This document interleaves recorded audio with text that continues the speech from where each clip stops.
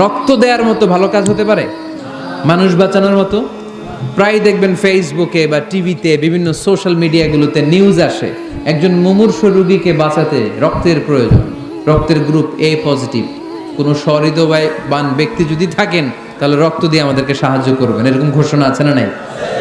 আমরা এগুলোকে এড়িয়ে যাই, আমরা সাহায্য করতে চাই না। আপনি যদি রক্ত দেন, জীবন বাঁচান, এর চেয়ে বড় ইবাদত আর হতে পারে? আপনি যদি নলকূপ স্থাপন করে দেন, হাজার হাজার পথিক এই নলকূপের পানি খেয়ে তৃষ্ণা নিবারণ করবে, এটাও ইবাদত, ঠিক কিনা? এজন্য মুমিন বান্দার দ্বিতীয় গুণ আল আবিদুনা, মুমিন বান্দা একজনের খুশির জন্য ইবাদত করে, তিনি কে?